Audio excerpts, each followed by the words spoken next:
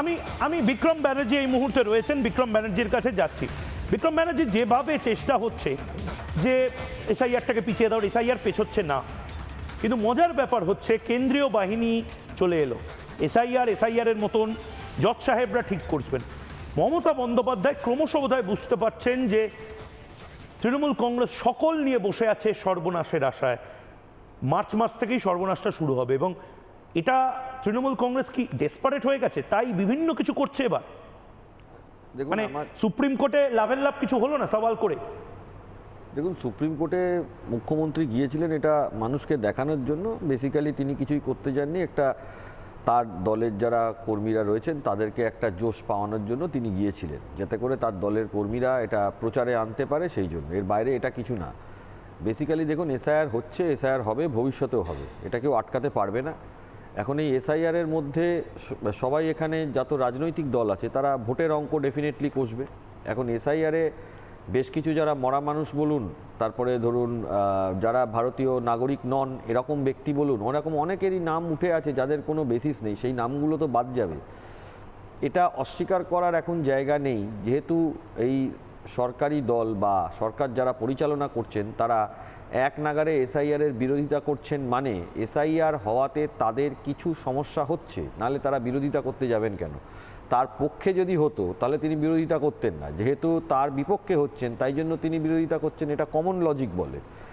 এখন সেইটা করতে গিয়ে তার ভোটের অঙ্কে কি গড়মিল হচ্ছে সেটা ফাইনাল ভোটার লিস্ট যখন বেরোবে তখন তিনি বুঝতে পারবেন। বিভিন্ন জায়গায় এই জিনিসটা হচ্ছে, তাই জন্য তিনি এক প্রকার এসআইআরের আমরা বারবারই দেখছি যে অফিসার কম দেবো, এইটা আটকে দেবো, ওইটা আটকে দেবো, এটা দিয়ে কোনোভাবে এই প্রক্রিয়াটাতে একটা গড়মিল বা কিছু একটা করার চেষ্টা করছেন বলে আমার মনে হয়। সুপ্রিম কোর্ট রায় দিয়েছেন, জুডিশিয়াল অফিসাররা এখন দেখবেন, জুডিশিয়াল অফিসাররা ব্যবস্থা নেবেন। যদি জুডিশিয়াল অফিসারের সংখ্যা কম থাকে তাহলে বাইরের রাজ্য থেকেও জুডিশিয়াল অফিসার আনার ব্যবস্থা সুপ্রিম কোর্টের অর্ডারে হয়েছে এবং আগামী দিনে হবে।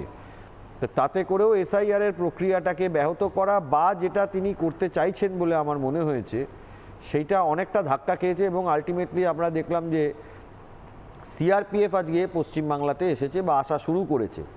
এটা ঘটনা, এসআইআর যে প্রক্রিয়া চলছে তাতে করে রাজ্য পুলিশের পক্ষে এই এসআইআর প্রক্রিয়াতে নিরাপত্তা দেওয়াটা খুব সহজ ব্যাপার হচ্ছে না। এটা আমরা বারবারই দেখতে পাচ্ছি, কারণ বিভিন্ন জায়গায় আমরা দেখছি যে বিডিও অফিস, বিএলও অফিস বা যারা যেসব জায়গাতে হিয়ারিং সেন্টার, সেইখানে শাসক দলের পক্ষ থেকে যা করা হচ্ছে সেগুলোকে কিন্তু রাজ্য পুলিশ যদি চাইতো ঠেকাতে পারতো, কিন্তু রাজ্য পুলিশের পক্ষে সেটা ঠেকানো সম্ভব হচ্ছে না, কারণ ল অ্যান্ড অর্ডারটা পুরোপুরি স্টেটের হাতে আছে। সেইখানে রাজ্য পুলিশ যদি নিষ্ক্রিয় থাকে তাহলে সেটা করা সম্ভব নয়। ল অ্যান্ড অর্ডারের কন্ট্রোলটা যদি আরও স্মুথলি ইমপ্লিমেন্টেশন করা যায় বা ল অ্যান্ড অর্ডারের কন্ট্রোলটা ইলেকশন কমিশন যদি বেশ খানিকটা তাদের নিয়ন্ত্রণের মধ্যে রাখতে পারে তাহলে হয়তো এই প্রক্রিয়াটা আরও তাড়াতাড়ি হবে। এটা আমার মনে হয়েছে। নানা ধরনের কন্টেন্ট দেখার জন্য লাইক করুন, শেয়ার করুন আমাদের ফেসবুক পেজ, সাবস্ক্রাইব করুন আমাদের ইউটিউব চ্যানেল। পাশাপাশি অন্যান্য ব্রেকিং নিউজের জন্য অবশ্যই চোখ রাখুন রিপাবলিক বাংলায়।